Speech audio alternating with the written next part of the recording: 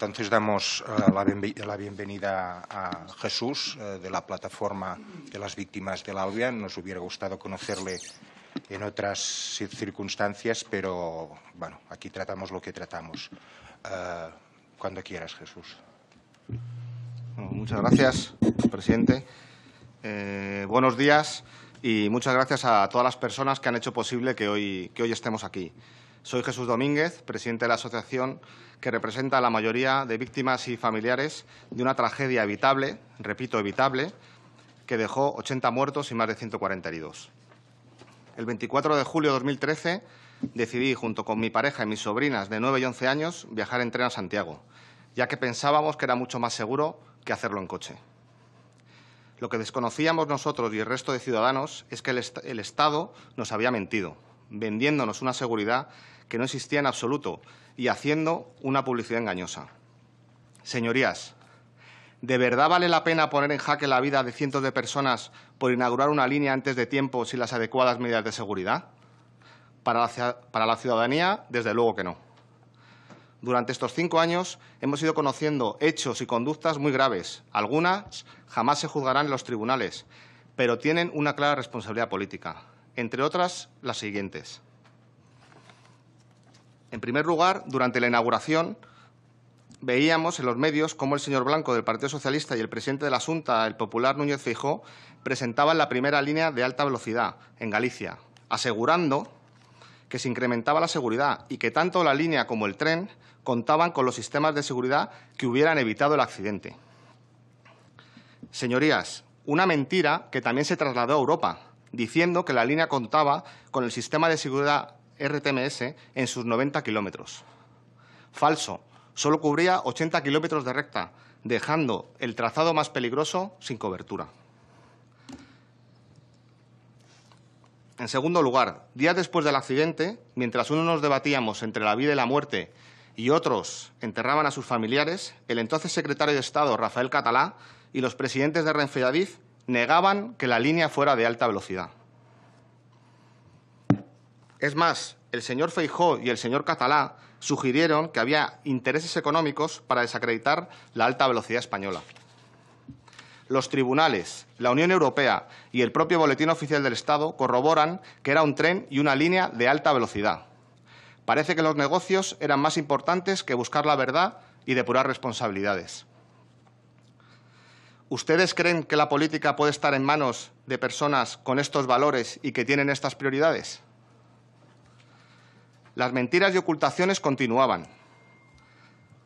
La exministra de Fomento, Ana Pastor, prometió, tanto en privado como en sede parlamentaria, una investigación técnica independiente y plena colaboración con la justicia. No cumplió nada de lo que dijo. Por un lado, diferentes autos de los jueces han señalado la falta de colaboración con la justicia por parte de Renfe y Adif. Tuvieron que pasar 3 años, incluso 4, para que se entregaran documentación clave y altos cargos se han negado a declarar. Por otro lado, tuvimos que ir a Europa para que nos trataran como verdaderos ciudadanos. Y, finalmente, la Unión Europea, pese a las presiones del Gobierno, desmontó en un demoledor informe la verdad oficial que, con Ana Pastor al frente, quisieron imponer. Es decir, que se hizo una investigación independiente, que el maquinista era el único responsable y que el accidente no era de alta velocidad. Es más, la Unión Europea ha solicitado que se haga una nueva investigación, ya que la llevada a cabo por el Gobierno no era independiente, solo se centraba en el fallo humano y no determinaba las causas estructurales del accidente, que son precisamente las que implican a Renfe y Adif: diseño de la línea, diseño del tren y evaluación y control de riesgos. Con esta investigación ad hoc, Fomento pretendía ocultar 4 decisiones que involucran a diferentes gobiernos y que dejaron sin seguridad a los viajeros. Primera decisión: el cambio de proyecto original realizado por el exministro socialista José Blanco, que suprimió el sistema de seguridad en el tramo más peligroso, donde aparece la primera curva después de una larga recta. Un proyecto que llevaba años aprobado y en ejecución. Señorías, ¿a qué se debió este cambio? Segunda decisión: la desconexión, con Ana Pastor al frente, del sistema de seguridad RTMS antes de la curva de Angrois, porque generaba retrasos. Se invirtieron más de 150 millones de euros en un sistema que no estaba operativo y que hubiera evitado el accidente. ¿Quién recepcionó esto en la Administración? Es lo que nos tendríamos que preguntar aquí. Tercera decisión, hacer caso omiso al aviso por escrito que hizo el jefe de maquinistas en diciembre de 2011 a altos cargos, advirtiendo del riesgo en la curva de Angrois. Cuarta decisión, la no realización por parte de Adif del análisis y evaluación de riesgos que exigía la normativa en la curva de Angrois.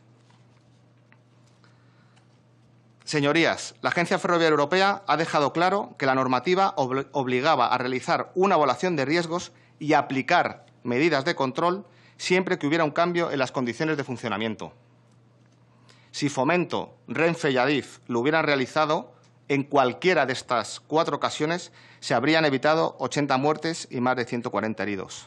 Repito esto último. Si se hubiera realizado esa evaluación y control de riesgos, en 4 ocasiones tuvieron la oportunidad, se hubiera evitado esta tragedia evitable. Todo indica, como señaló el juez en un auto, que intereses comerciales y políticos se antepusieron a la seguridad de las personas. A todo esto hay que añadir la también dudosa actuación del Estado en relación a la investigación judicial, la inacción del fiscal y la imposición de los peritos judiciales sin experiencia y que plagiaron el informe del Gobierno, el de la CIAF. ¿Esto es reflejo, señorías, de la separación de poderes de un Estado democrático? Señorías, en vez de asumir responsabilidades, se optó por el camino más fácil, pero también más indigno. Trataron por todos los medios de echar la culpa al último eslabón de la cadena, el maquinista, evitando cualquier tipo de responsabilidad y contaminando a la opinión pública con mentiras y medias verdades. Pese a todo esto, ningún responsable político ha dimitido o ha pedido perdón. Y para nuestra humillación, muchos han sido incluso premiados. Sí, señorías, premiados. Sí, ya termino, un minuto. El 24 de julio de 2013, el viaje terminó para siempre para 80 personas y se destrozaron otras muchas vidas, las de gente que perdió a sus seres queridos. Para otros, comenzó una dura batalla entre la vida y la muerte y dejó heridas que cambiaron nuestras vidas. Pese a ello, nos levantamos y con nuestros propios recursos nos pusimos a trabajar sin descanso para lograr algo de verdad y de justicia. Tuvimos que ir a Europa para buscar esa objetividad que aquí no teníamos y ser tratados como verdaderos ciudadanos, obteniendo un informe que supuso reabrir la causa y también que hoy estemos aquí. Quiero finalizar mi intervención trasladándoles una pregunta y una petición de las víctimas y familiares a las que represento. ¿Les parece lógico que la maquinaria del Estado trabaje para eximir la responsabilidad de quienes fueron negligentes, mientras que nosotros hemos tenido que dejarnos todo lo que tenemos para obtener algo de verdad y se haga justicia? Les pedimos, para que esta comisión cumpla realmente con sus objetivos y se depuren las responsabilidades políticas que correspondan. Está en sus manos que las víctimas y la ciudadanía recuperemos la confianza en las instituciones, no nos generen más dolor y tomen medidas para que nadie tenga más que pasar por esto. Señorías, no se puede escapar a la responsabilidad de mañana evadiéndola el día de hoy. Muchas gracias por escucharme.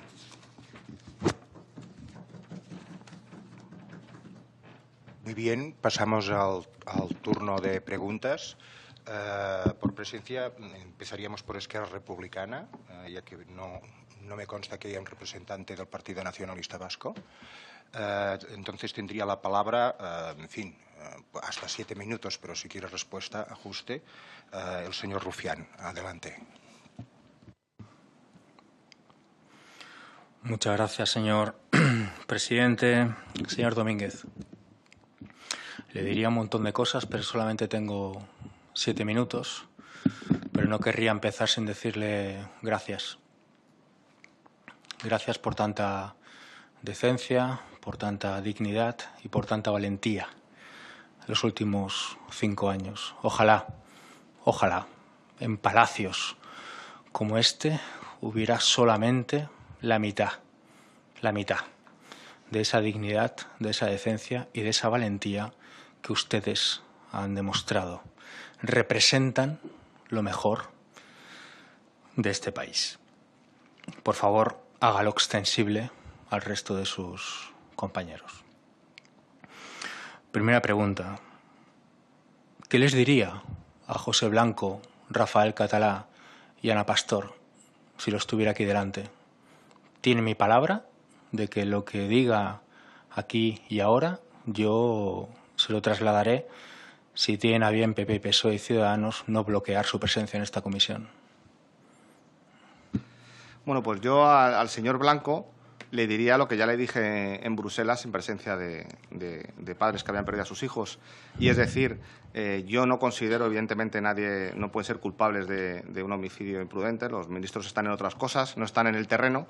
Pero se nos vendió una seguridad que no existía y lo pone en las notas de prensa. Todo lo que he dicho aquí no lo decimos nosotros, lo dice la Unión Europea, lo dicen los autos y lo dicen las notas de prensa. Y lo que le dije al ministro, o usted nos mintió o le mintieron a usted, el presidente de Renfe, el de Adif o el de los técnicos. Pero alguien ha mentido y alguien tiene que depurar esa responsabilidad. Y no se ha depurado y nadie ha dimitido, es lo que le dije. Pero alguien nos ha engañado. Y Ana Pastor, lo que le he dicho muchas veces, yo llego a entender, porque llegamos a tener incluso empatía pese a lo que nos hemos ha pasado, y entiendo que se quieran proteger los intereses de la alta velocidad, que sería lo que estarían pensando, por intentar tener empatía al otro lado. Y no pasa nada. Hay ejemplos de empresas, la General Motors, que se pide perdón, se depuran responsabilidades, pero aquí se optó por el camino más fácil y lo que se hizo fue ocultar la verdad y engañarnos y no asumir la responsabilidad. Eso no quiere decir que se sea culpable, evidentemente, 80 muertos, pero hay una cosa que es la responsabilidad política. Y a esta gente que le llegó el correo habría que cesarlos. Al director de seguridad que está imputado habría que haberlo cesado. Y aquí se ha mentido, se nos ha engañado, no se ha colaborado con la justicia y nadie ha dimitido. Esa es la responsabilidad política, que hay que diferenciarla muy claramente de la responsabilidad penal. Y eso es lo que les diría, que asuman su responsabilidad. Pero en vez de asumirla, a Ana Pastor la tenemos con el tercer cargo del Estado de presidenta y a José Blanco le tenemos de eurodiputado. Y de secretario de Estado, el señor Catalá, nada menos que ministro de Justicia pasó. De secretario de Estado a ministro de Justicia. Tiene mi palabra de que se lo diré, si vienen, si nadie lo bloquea. ¿Por qué cree que murieron 81 personas aquel día?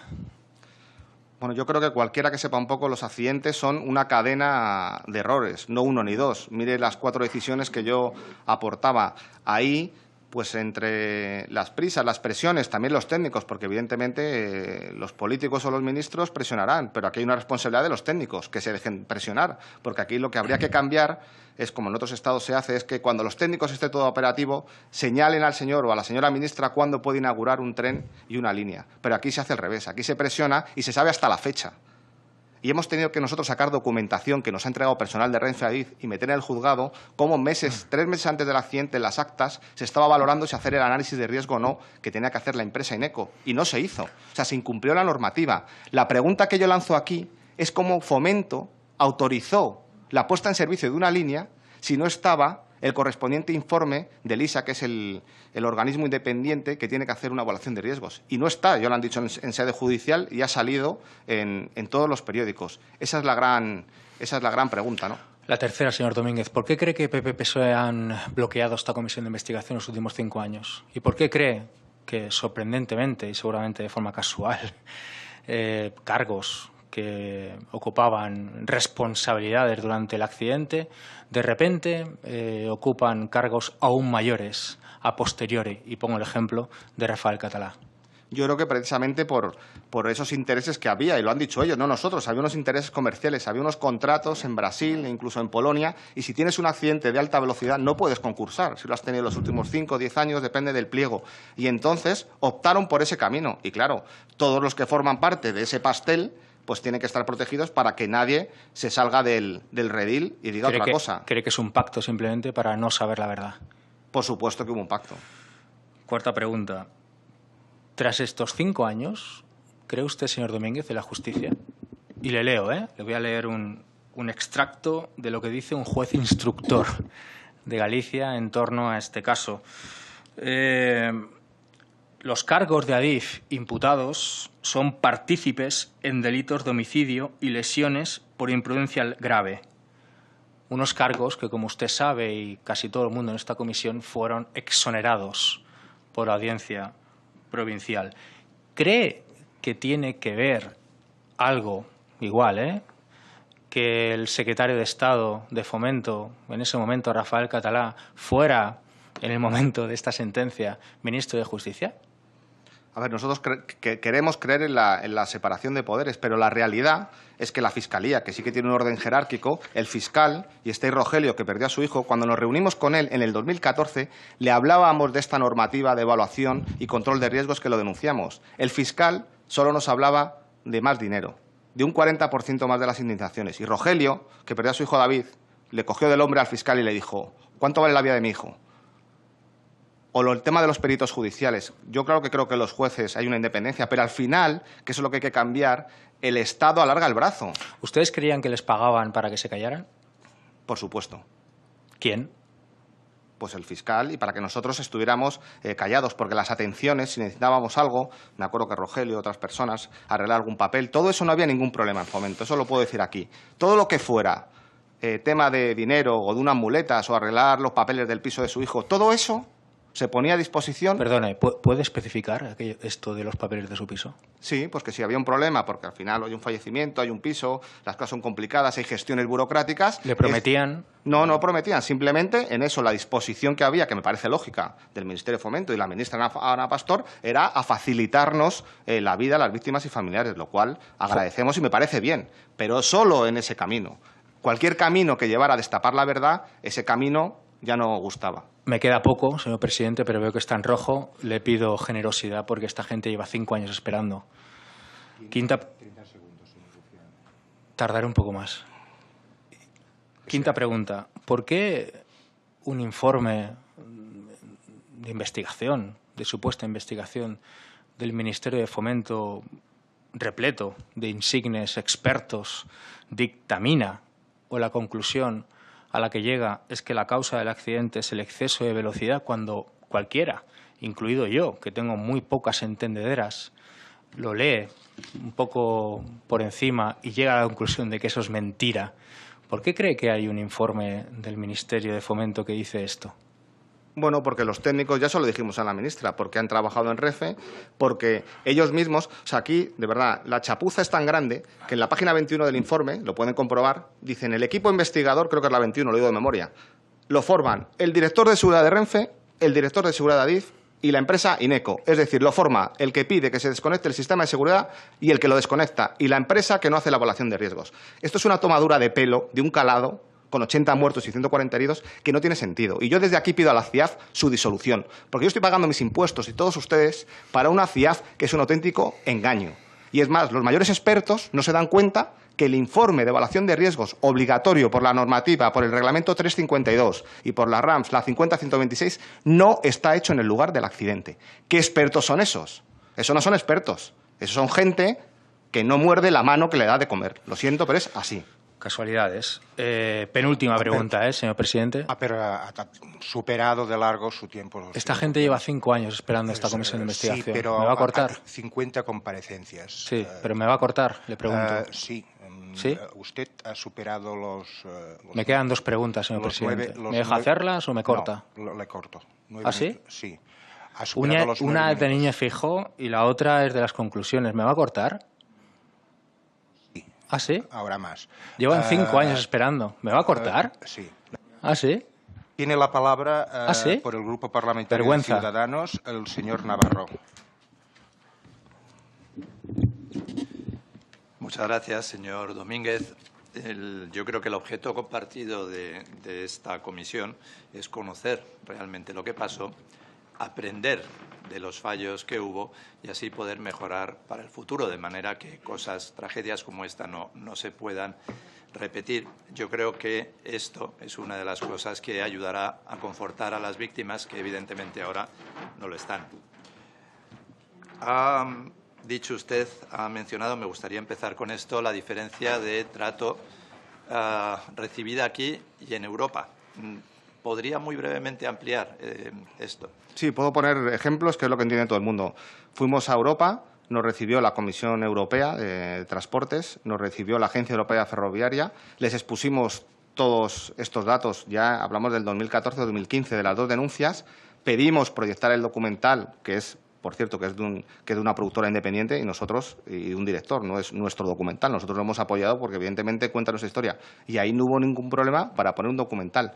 Creo que en Europa se es más democrático y más liberal, porque, oye, Se pone un documental o otros hechos y si hay que criticarlo, se critica. Pero allí te reciben, te escuchan, se pone el documental y ante los hechos, porque es la primera vez que se hace un informe tan duro, no se hizo en otras catástrofes, ante los hechos tan graves, pues decidieron hacer un informe que ha sido demoledor y que cambió el rumbo de la justicia y cambió el rumbo de que hoy estemos aquí. Eso es lo triste, que nos tengamos que ir fuera.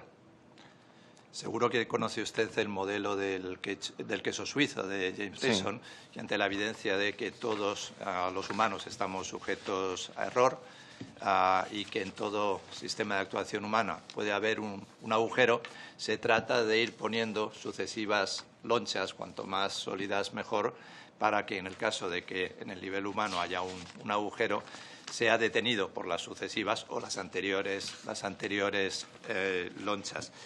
La pregunta es la siguiente. Cuando usted empezó a enterarse de las causas del accidente y descubrió que aparentemente solo había una loncha, que era el maquinista, ¿qué le pareció? Bueno, pues me parece, bueno, yo soy ingeniero de formación y claro, que te digan que el fallo humano es que es un insulto a la inteligencia, porque los humanos fallamos y además fallamos cada poco tiempo. Es como decir que no se te olvide el móvil, se te va a olvidar. O sea, un accidente cantado, el maquinista, que también se mantiene en sede parlamentaria con miles de viajes, miles de kilómetros, ese trayecto el maquinista lo hizo en concreto creo que unas 20 veces, no más. Entonces, si cada vez que nos subimos a un tren o un ascensor, cada 100, 200 veces, se van a matar 80, yo creo que nadie se subiría, porque la normativa es muy clara. Estamos hablando de 10.000 millones de horas para que suceda un fallo. Entonces, hablar del fallo humano, lo que pasa es que la gente... Aquí quiero introducir una cosa. ¿Qué hizo el Ministerio de Fomento y dónde está la responsabilidad política? Al día siguiente, El País titulaba, y lo pueden encontrar, el 25 de julio, titulaba «Voy a 190 y tenía que ir 80». Si a eso le añades que al día siguiente ABC, La Razón, El País y El Mundo, también un documento de un Facebook en el que dice el maquinista «Voy a 200, a ver si me pilla la Guardia Civil». La sociedad, en general, ya tiene el malo malísimo. El maquinista iba como un loco. Punto número 1. El maquinista iba a 200 kilómetros por hora porque el libro horario le indicaba que tenía que ir a 200 kilómetros por hora. Punto número 2. Se filtra el audio cortado, porque el audio dice entré a 190 y tenía que ir a 80. Y continúa. Pero eso no se lo dieron a los periodistas. ¿Qué continúa? Ya se lo dije al de seguridad, que un día nos vamos a matar, que eso está mal señalizado. Como lo vea, lo mato, pobres viajeros. Pero ese audio tardó en salir a la luz pública. Pero la gente presta atención al accidente los primeros días. Y el Facebook lo mete el Ministerio del Interior, en el juzgado, y resulta que es cuando el conductor está en prácticas, que nunca había conducido en alta velocidad, va conduciendo a otro compañero en otro trayecto y hace una foto, van a 200, porque pueden ir a 200, incluso a más en una línea de alta velocidad, y simplemente lo pone en el Facebook. Hubo una auténtica cacería por el Gobierno al maquinista, que evidentemente tuvo un despiste y tiene una parte de responsabilidad. Pero se quería tapar el resto de responsabilidades. Y perdón que me extienda, conozco también un ergónomo de Adif, en un libro. Desde otro punto de vista, Charles Perrow señala que la insistencia en el error humano es siempre sospechosa, ya que facilita la ocultación de los demás factores de riesgo que pesan sobre la seguridad. 1984. Cualquier persona con dedos de frente y con conocimiento sabe que un tren de alta velocidad no puede depender de un despiste del maquinista.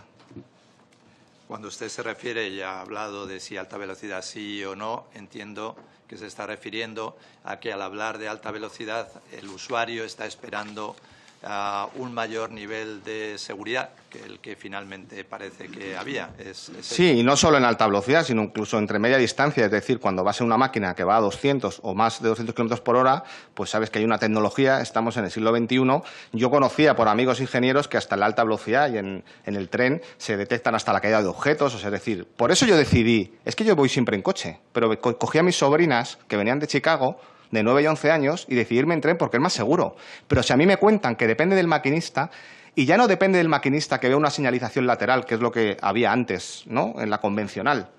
Es que no había ni señalización lateral. Aquí lo que estamos hablando, y eso lo pueden comprobar, todo lo que estoy diciendo, es que el maquinista se tenía que acordar. Unos decían, cuando vea el chaleco en piscina, porque un tren no es un coche.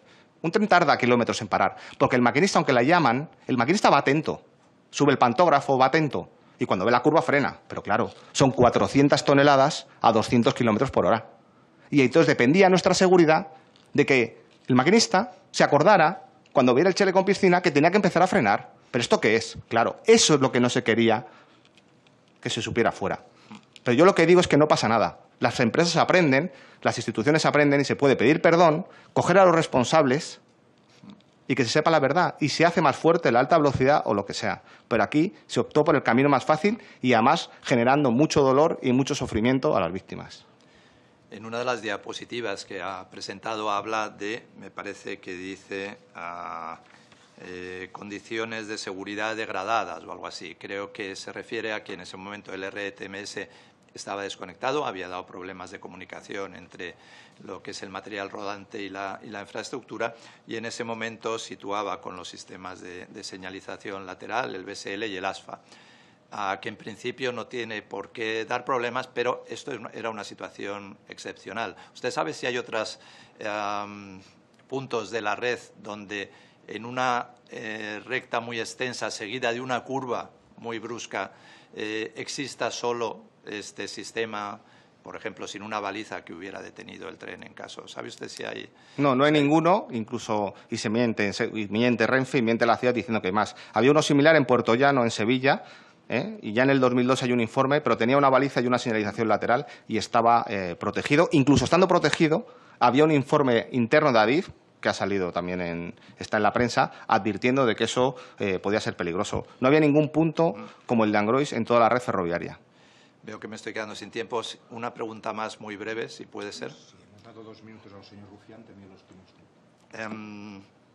Aparentemente esta situación de desconexión del RTMS debía ser provisional, por eso en otra de las diapositivas aparecía lo de los 90 kilómetros, que al final no eran tales porque esa parte no estaba cubierto. Y aparentemente también los informes de los técnicos decían que era una situación provisional, que en un mes se debería haber resuelto.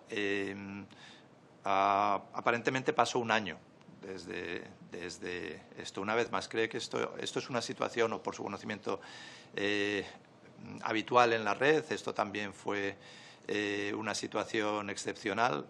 Sí.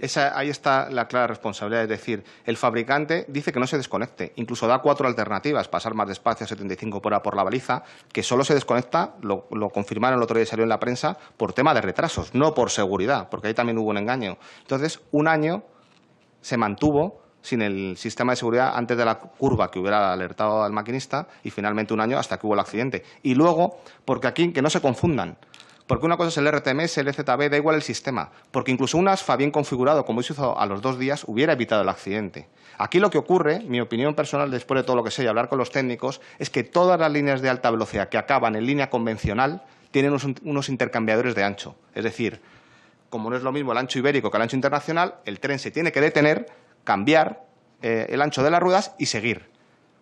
Esta es la única vía que no lo tiene, y ahí está la desidia o las presiones de que no se pone. ¿Por qué? Porque esos intercambiadores de ancho hubieran supuesto un retraso que tanto bombo con la alta velocidad llegó a Galicia, que se hubiera tardado lo mismo. Entonces se quita esos intercambiadores de ancho, y yo creo que los protocolos no se cambian, y claro, ya se pensaría que de alta velocidad, al entrar en convencional, pues el tren estaría detenido por este intercambiador de ancho, pero al final no había ningún tipo de protección. Por eso es una desidia, es una concatenación de un montón de hechos lo que llega a que se produzca este accidente, es decir, evaluación de riesgos, el tema de que no hubiera intercambiadores, etcétera, etcétera.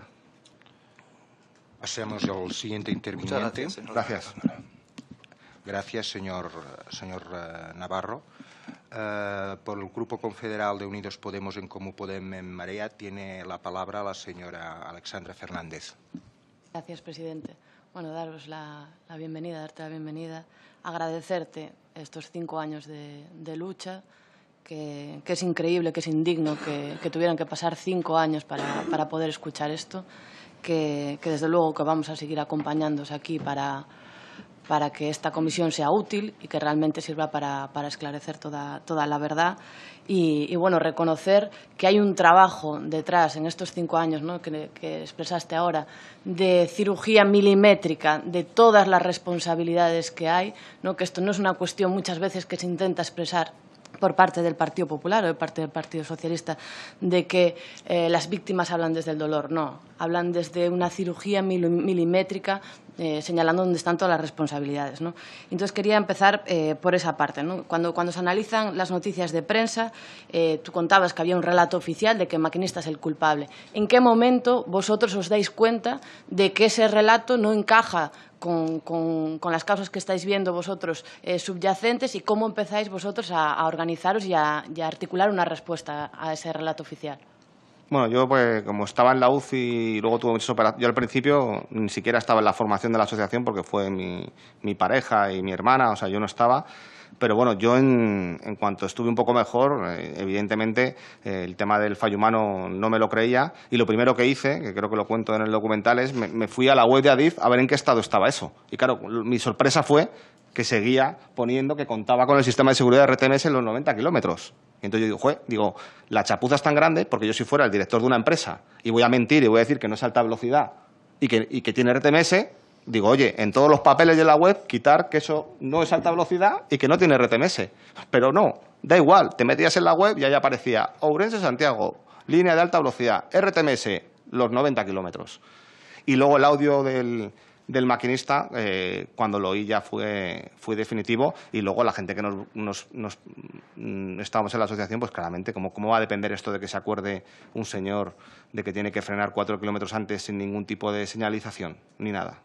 O sea, que vosotros ya estabais teniendo indicios suficientes para ver que ahí había una serie de deficiencias, pero la CIAF, o sea, quien tiene que velar por la seguridad, emite un informe diciendo que aquí toda la responsabilidad es del maquinista, que obvia todas las faltas del sistema de seguridad de RTMS, que obvia la falta de análisis de riesgos permanentes. ¿Cómo asumís vosotros ese informe? O sea, ¿qué reacción hubo, qué impacto tuvo ese informe de la CIAF? Bueno, el informe tardó, no recuerdo, pero sí que sé que tardó. Pero nosotros lo que le pedimos a la ministra Ana Pastor es que no podía ser la CIAF, si es que tenía el despacho en Fomento. Está ahí, si van ustedes a Fomento, estaba en la CIAF, era Vicente Rayo, que había trabajado no sé cuántos años en Renfe, otros en Adif, otros en las empresas constructoras, y la Directiva 49/2004 te dice que no pueden formar parte del equipo investigador ni el administrador de la infraestructura, ni el operador, ni las empresas que construyen. Y es una normativa del 2004, pero aquí da igual la directiva europea. O sea, era una cosa tan básica y tan lógica. Entonces, pasan dos cosas. Le podían haber mentido también a la ministra Ana Pastor. Yo aquí no quiero señalizar a nadie, pero si la han engañado, pues le dicen a Ana Pastor, usted no se preocupe que la CIAF es independiente. Y la han engañado, pues cuando ya la engañan y llega a Europa y hace el informe, pues lo que había que cesar es a los responsables de la CIAF. Esa es la responsabilidad política. ¿Usted cree que engañaron al Partido Popular viendo que el ministro de la Serna coloca después a presidir la CIAF a uno de los peritos responsables del informe infame de la CIAF? Bueno, no es que no me lo crea, pero cuando salió el informe de Europa teníamos una reunión con Ana Pastor ya acordada y nos dio plantón, porque la nombraban presidenta del Congreso. Fue todo muy rápido. Según venía el informe de Europa, teníamos la reunión y allí nos dieron plantón, porque yo creo que, claro, no se quería enfrentar allá, no era lo que dijeran las víctimas, porque, claro, pobres víctimas que hablan desde el conocimiento y desde el dolor. Pero, claro, cuando habla la Agencia Europea y habla la Unión Europea, claro, ahí ya no había salida a las promesas que ella hizo en sede parlamentaria.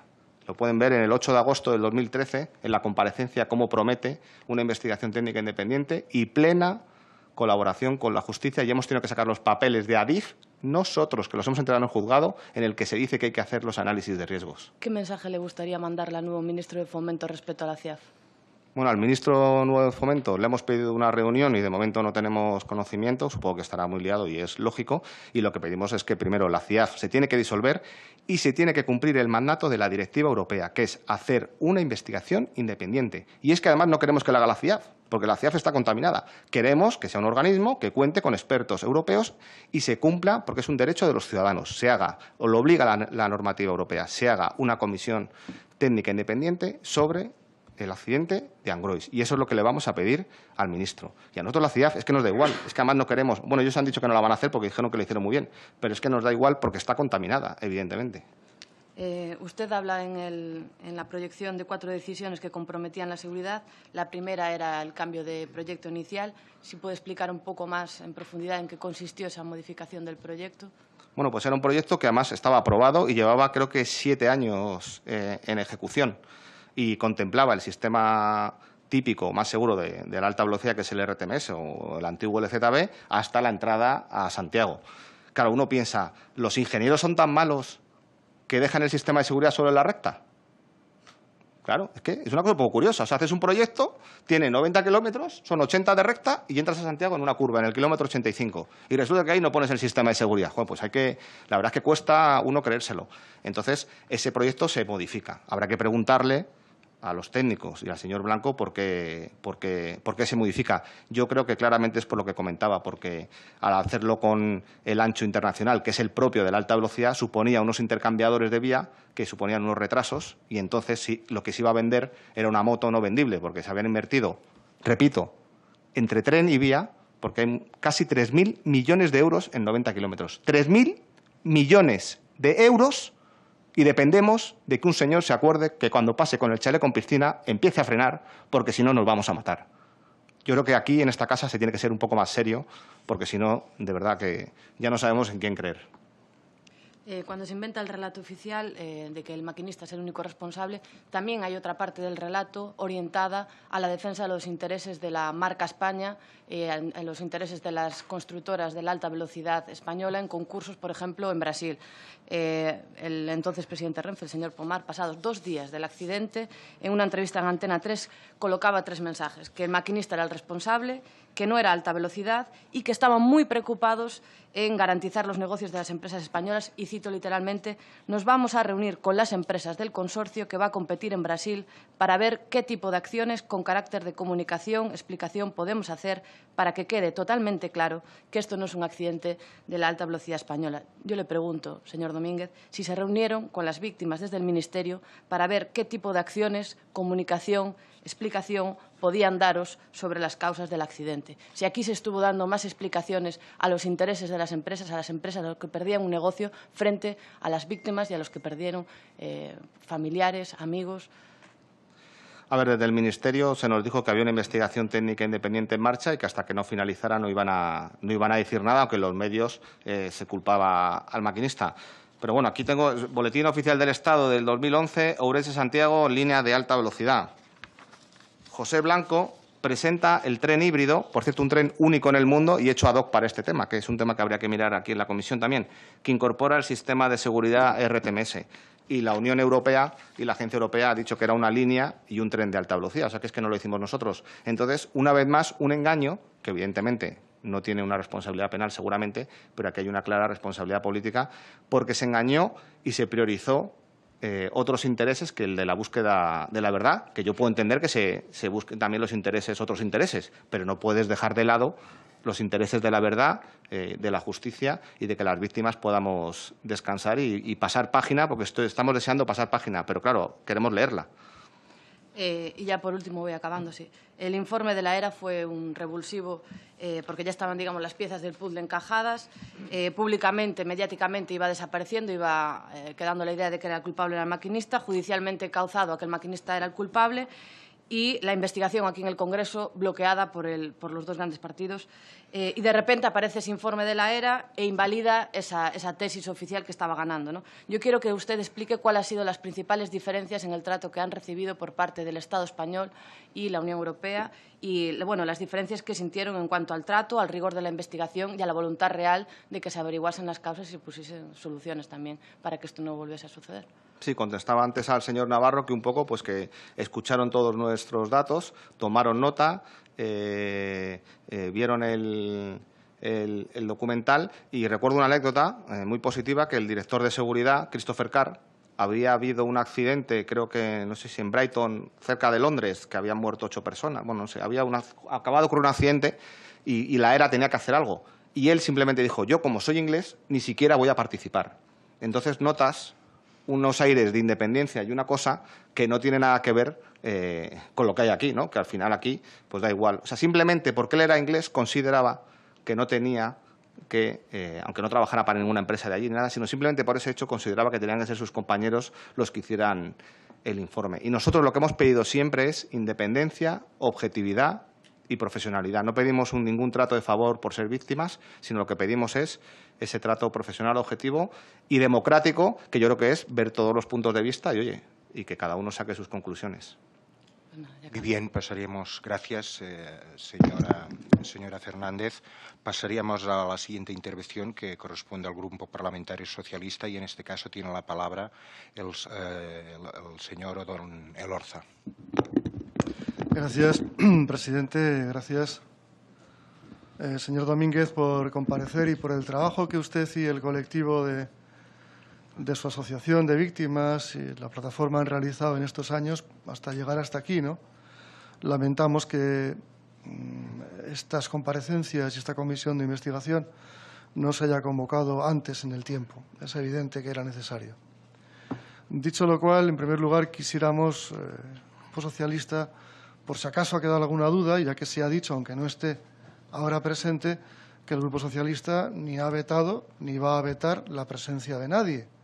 Como ha quedado ahí dicho por 2 veces, no queremos que haya ningún equívoco. Es evidente que nosotros no vetamos a nadie, y menos al citado, en esta comisión de investigación. Segunda cuestión, me parece obligado empezar haciéndole una pregunta de entrada, ¿no? Es, ustedes, familiares de víctimas o víctimas directas de este trágico accidente, ¿han sido o no, y en qué no lo han sido, bien tratadas en sus demandas de tipo rehabilitación, curación, tratamiento, indemnización, etcétera, a lo largo de estos años, desde el momento del accidente? ¿Tienen quejas o tienen reclamaciones pendientes a la Administración en relación con lo que es la recuperación de la salud, la indemnización de vida en cualquier caso? Primera pregunta.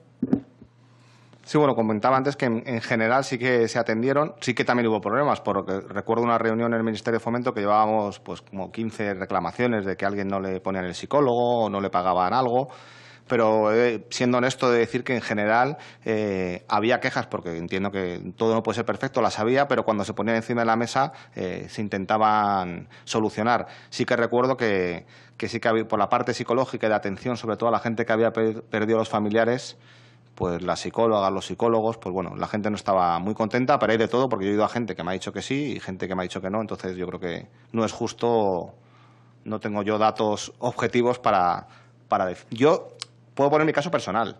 A mí, yo no podía andar y mi sobrina necesitaba una silla de ruedas, yo pedí unas muletas y no me las daban. Claro, eso, ¿quién es responsable? Yo me acuerdo que llamé, porque era Alias, estaba el seguro obligatorio de viajeros, y dije, mire, si no me traen las muletas, pues voy a llamar a la prensa. Pues llegó un taxi a las 2 horas con las muletas. O sea, eso lo puedo contar porque me pasó a mí. Pero llegaron. Y luego la gente, yo, mi opinión personal, también conocí una vecina que, casualidades de la vida, la de enfrente iba también en el tren y tenía muy mal el brazo y pues ya no le pagaban la rehabilitación. Bueno, ahora hay gente que entre comillas, se vela más por sus derechos. Bueno, pues si no me van a dar más, pero vamos, yo en general, yo creo que sí que se intentó desde el Ministerio de Fomento atender a las demandas de las víctimas y familiares, pero no todo el mundo, o sea, yo ahí no puedo hablar por todo el mundo porque conozco casos bien y casos regular.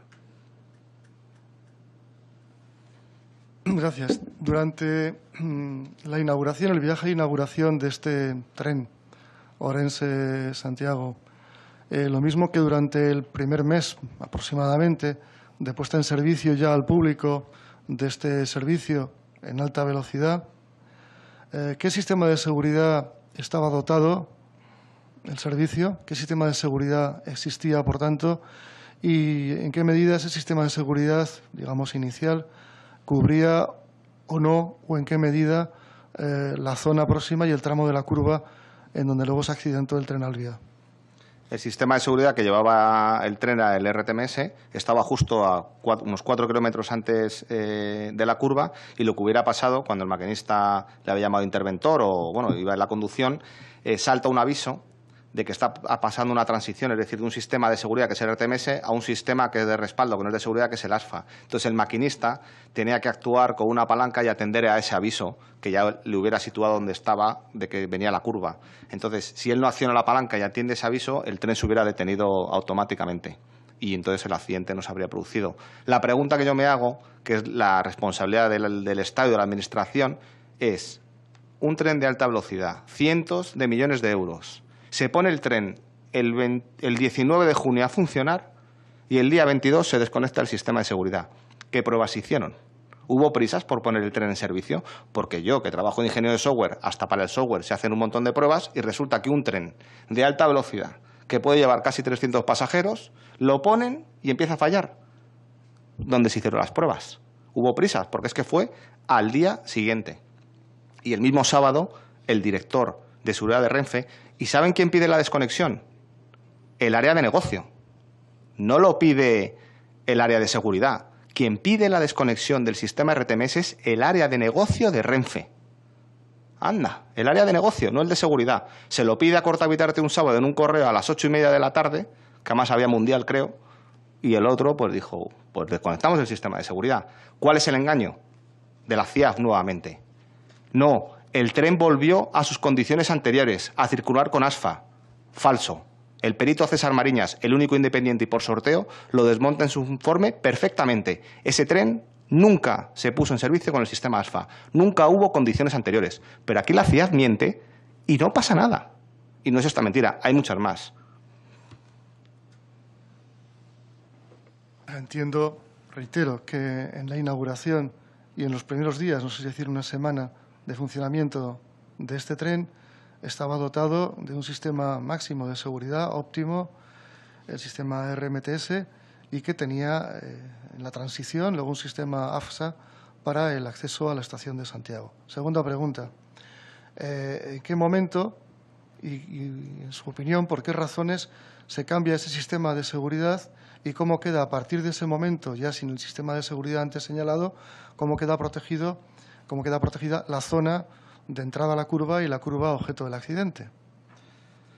Pues la curva objeto del accidente, que se produce, ya el tren puede ir en ASFA a 200 km por hora, a 80, pues no había ningún, una vez desconectado ya no había ningún sistema de protección, y lo grave es que tampoco había ni una señalización lateral ni tampoco un ASFA configurado que hubiera detenido el tren. O sea, no había nada, dependía de que el maquinista 4 kilómetros antes se acordara que tenía que frenar, y como un pitoniso, es que el jefe de maquinistas en diciembre del 2011 avisa del peligro. O sea, es que esto es que estaba cantado. O sea, es que ya alguien en el 2011, en diciembre, cuando se sube por primera vez al tren, dice, oiga, que es que un día aquí se van a matar. Y el maquinista, en el audio, que recomiendo que lo oigan, nada más ocurrir el accidente, que ahí no miente, como lo dice. Ya solo dijimos al de seguridad, que nos íbamos a matar. Iba con luz verde.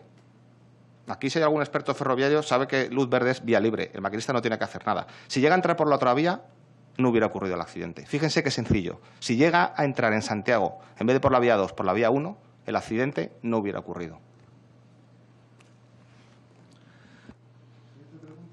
Señor Domínguez, siguiente pregunta. ¿Sabe usted qué sucedió, creo que al cabo de una semana o poco más, tras el accidente, en lo que se refiere a si se instaló o no, se mejoró, perfeccionó algún sistema de seguridad precisamente en el tramo que fue objeto del accidente, antes de la entrada de la curva y en la curva? ¿Se produjo por parte de Fomento alguna mejora y por qué motivo o con qué razón? Sí, creo que fue a los... Es que no, esas fechas yo, aunque luego lo he vuelto a leer, 3 días después o 4 días después se configuró una baliza, creo que de ASFA digital, y el tren entra a 30 km por hora ahora. O sea, yo creo que no hay que centrarse tanto, sería un error, en el sistema RTMS o LZB. Es decir, había que proteger esa transición de velocidad, ya fuera con el RTMS o con un ASFA bien configurado. O sea, no es tanto el problema solo del RTMS, sino que había una transición de velocidad muy fuerte de 200 a 80, que eso es una barbaridad, y en un tren es una auténtica barbaridad, y eso es lo que había que proteger, porque no había ningún punto en la red española de esa magnitud, y eso es lo que produjo el accidente. Y había, aunque el RTMS estaba antes de la curva, lo hubiera alertado, que tampoco es que estuviera del todo bien, pero era una medida más de ubicación al maquinista que sabía que salía del ámbito del RTMS y que luego venía a la curva y tenía que posicionarse, ubicarse, accionar la palanca, y si no el tren automáticamente se hubiera detenido. Muchas gracias, señor Elorza. ¿Cabe una última pregunta? No.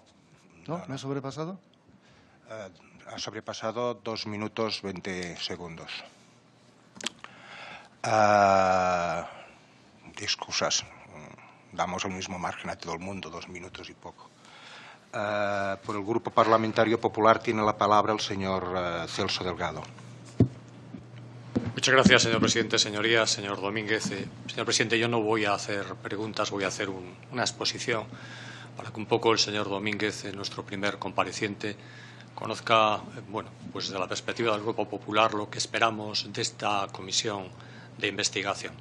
Lo primero es, como no puede ser menos, pues expresar una vez más nuestro sentido pésame por los 80 fallecidos, que nos hacemos cargo del dolor de los heridos y de todas las personas que han sufrido mucho y que siguen sufriendo como consecuencia de este accidente, que no solo impactó en los afectados directamente, sino en el conjunto de la sociedad española, muy particularmente en la gallega. Y bueno, pues quien le habla es un ourensano que viajaba en esa línea antes y después, que estaba en Santiago ese día del accidente, que estuvo esa noche en las vías y en los días posteriores muy pendiente del accidente, y por lo tanto, bueno, sabemos de su dolor y lo comprendemos. Centrándonos en el objeto de la comisión de investigación. El objeto de esta comisión, tal y como ha sido aprobado, es investigar y esclarecer las causas del accidente y estudiar los elementos que pudieran tener relación con el mismo. Este es el objeto que ha sido definido y, bueno, pues que ha sido votado en el Pleno. Nosotros vamos a trabajar, señor Domínguez, para intentar que el dictamen final, que es la conclusión que elevaremos al Pleno, tenga el mayor nivel de objetividad, de independencia, de consenso y de seriedad posible. Para ello vamos a trabajar escuchando a personas como usted. Ustedes son los que abren esta ronda de comparecencias en la que están llamadas personas que tienen relación con los hechos, bien de manera directa, indirecta, expertos, responsables políticos.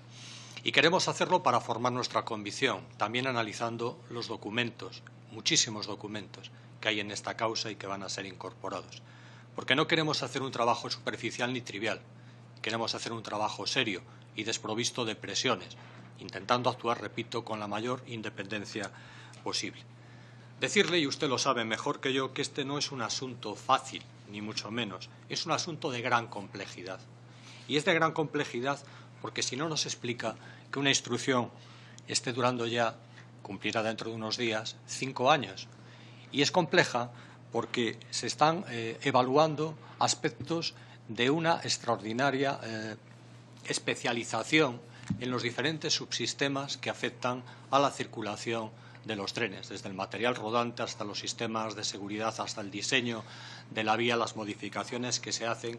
También se está abordando cuestiones que tienen que ver con la evaluación de riesgos y un largo etcétera. De ahí, y es por ello, porque es muy importante escuchar a personas que tengan criterios sobre estos temas. El propio juzgador que está instruyendo esta causa, que bastante difícil y mérito tiene la instrucción de esta causa, en la que ustedes, como asociación de víctimas, están personados con su letrado, proponiendo pruebas, pidiendo diligencias, recurriendo a aquello que les convence, a aquello que no les convence y manteniendo aquello que les convence, al igual que otras asociaciones y afectados, porque esa es la independencia del Poder Judicial, el poder estar ahí. Nosotros creemos que ese auxilio pericial en esta materia es realmente muy importante y que no podemos elaborar conjeturas sobre cuestiones que no estén avaladas por informes técnicos, que, como usted bien conoce, en muchas ocasiones son contradictorios. De ahí que el juzgador, el instructor en este caso, que no será el que juzgue esta causa, ha tenido que recurrir a peritos judiciales especializados, que también algunos coinciden en algunas cosas y en otros discrepan. Y por eso esta instrucción judicial, que está en curso y que ha sido la razón fundamental por la que el Grupo Popular creía que no debíamos empezar unos trabajos de investigación parlamentaria hasta que esos concluyeran, está en plena actividad. Es que hace unos días han declarado personas que tienen bastante relevancia, y es que para septiembre pues están citados a declarar una persona que yo sepa en calidad de investigado. Ya son 7 las personas investigadas en la causa. Están citados testigos, están citados personas que han emitido peritos a instancia de parte para ser objeto de ratificación, y por eso, y teniendo en cuenta esta complejidad técnica, nuestro trabajo, que somos políticos, que no somos expertos en la materia, por mucha aproximación y cercanía que podamos tener, no lo somos. Tenemos que ponderar e intentar ser responsables y no formar el primer día unas conclusiones de lo que han sido las causas del accidente y los elementos que tengan relación con el mismo. Nosotros, en ese sentido, le diremos y le decimos, señor Domínguez, que vamos a trabajar en la búsqueda y la consecución de este objetivo. Quisiera también dejar A salvo, por supuesto, la presunción de inocencia de todas las personas que no están juzgadas hasta que por una sentencia firme se determina. Y tampoco quiero admitir y que se deje en el ambiente la intervención de personas que han tenido responsabilidades políticas a las que se han presumido comportamientos pues, que se aparten de la buena fe o que se aparten pues, de la corrección o que hayan tenido intereses económicos o mercantiles o de otro tipo que hayan desviado su recto proceder. Yo defiendo y respeto, por supuesto, el proceder del anterior ministro, don José Blanco, de la que fue ministra de Fomento, doña Ana Pastor, en la fecha del accidente, del secretario de Estado que entonces estaba, de los presidentes, de todas las personas que han intervenido hasta el maquinista. Todos ellos tienen una presunción de inocencia, pero no se puede seriamente decir que ha faltado un interés por investigar este accidente. Este accidente se ha investigado, primero, reglamentariamente por una comisión de investigación de accidentes ferroviarios, cuyo dictamen, por supuesto, puede ser objeto de contradicción. No hay ningún informe que no pueda ser objeto de contradicción, sobre todo en el ámbito judicial, pero sobre cuyo contenido deberemos formar un criterio al final. En principio, es un informe que está ahí y que nosotros debemos respetar. Ha habido un informe de una comisión técnico-científica creada ad hoc por el Ministerio para tratar de trabajar sobre la seguridad del sistema ferroviario. Hemos tenido durante 2 años una subcomisión en el seno de la Comisión de Fomento que tuvo el honor de presidir para analizar cuestiones complejas, pero variadas, no solo de seguridad, y no era específica de este accidente, como usted conoce perfectamente, pero que fue aprobado por 34 votos a favor, 3 abstenciones y solo un voto en contra, en el que abordamos cuestiones de seguridad con el mejor ánimo. Y han existido y existen investigaciones judiciales en curso que nosotros tendremos que respetar. Esta comisión lleva un camino y la investigación judicial lleva otro, pero no podemos negar que están afectadas una por otra, porque vamos a llamar aquí a personas que son investigadas en la otra causa y que se van a acoger a su legítimo derecho a contestar a las preguntas que crean o no convenientes. Y vamos a llamar aquí a declarar a personas que han sido y son peritos en el otro procedimiento y que, lógicamente, tendrán que ratificar sus informes en el ámbito judicial y que aquí tendrán también que responder a preguntas. Es decir, es una situación compleja. Yo, señor Domínguez, le vuelvo a decir, vamos a trabajar con la mayor seriedad posible, con el mayor respeto posible, sin apriorismos, y estoy seguro que por parte de ustedes vamos a encontrar también ese mismo talante. Muchas gracias, señor presidente. Gracias, señor Delgado. Aunque no sé si puedo contestar sí, dos cosas. es lo que iba a decir, aunque se haya acabado el tiempo, creo que es razonable dar 2 o 3 minutos al compareciente para, por si quiere contestar alguna cosa. Pues gracias, señor Delgado. Yo simplemente que la causa es compleja, pero es compleja porque primero nos cambiaron al juez. Pedimos al Consejo General del Poder Judicial que no lo cambiaran y nos lo cambian con 20.000 folios. Claro, se hace complejo. Si el fiscal no quiere investigar, se hace complejo. Si se envían unas preguntas a Europa y tardan un año en responderlas, y no por la agencia europea, sino por el juzgado, es compleja. Si el Gobierno, la Xunta, elige a peritos sin experiencia y además que pertenecen al Estado, pues claro, se hace compleja, porque difieren del perito independiente. O sea, aquí lo curioso es que el perito independiente y la agencia europea, los de fuera, dicen una cosa, pero todo lo que maneja el Estado dice otra. Seamos un poco serios, porque en la vida hay algo de objetividad y hay algo de verdad. Hay que aprender un poco de los anglosajones, porque esto de ponerlo todo como que aquí no hay nada claro es un poco infantil, bajo mi punto de vista, y con todos los respetos. Segundo, claro, es imposible, usted entenderá que ser juez y parte, cualquiera, un niño pequeño entiende que no. Claro, pues como si el equipo técnico de la CIAB lo forma el director de seguridad de Renfe y el de Adif, los que desconectan el sistema de seguridad, ¿usted cree que puede salir un informe independiente?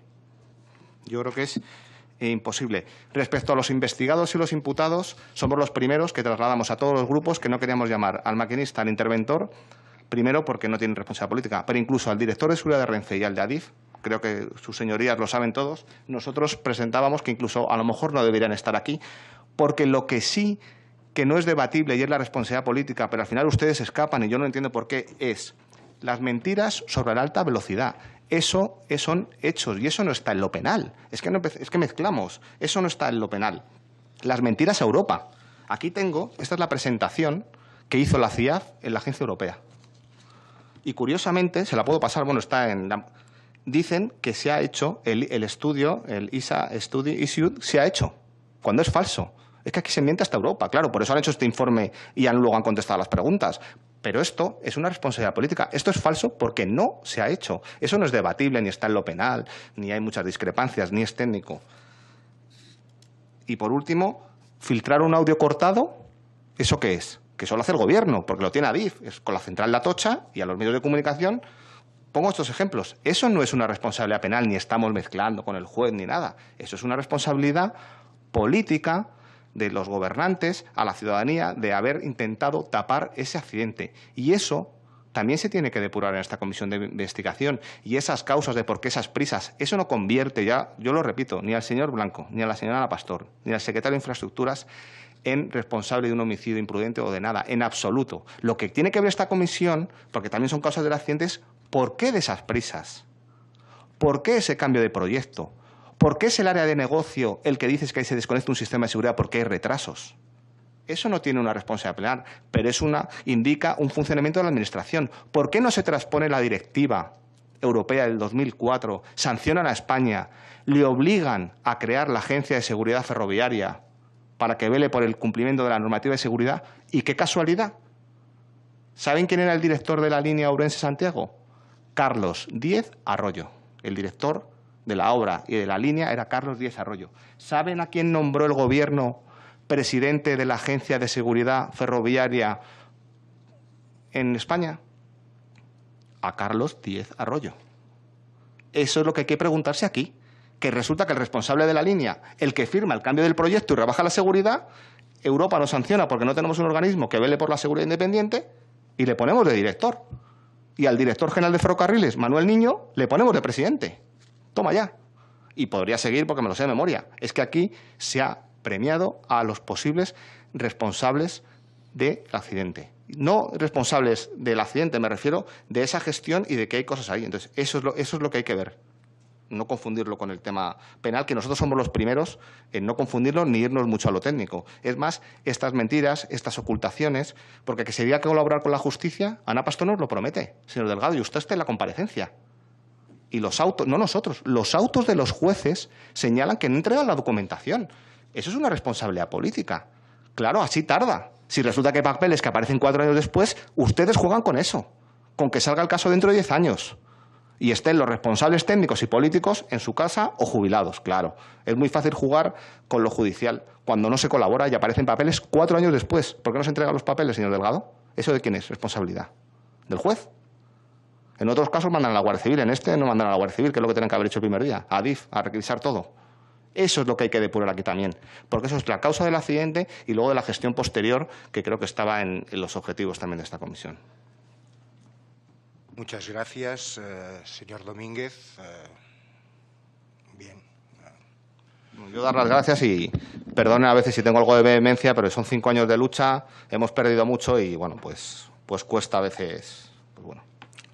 Yo diría que al contrario, atendiendo que es usted el representante de una asociación de víctimas, su tono ha sido muy adecuado.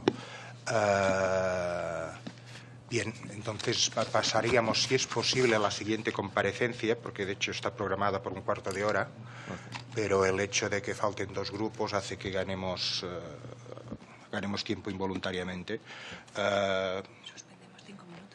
Vamos, entonces haríamos eso, miraríamos a ver si encontramos la compareciente y suspenderíamos 5 minutos. Si no la encontramos, es a las 12, ¿de acuerdo?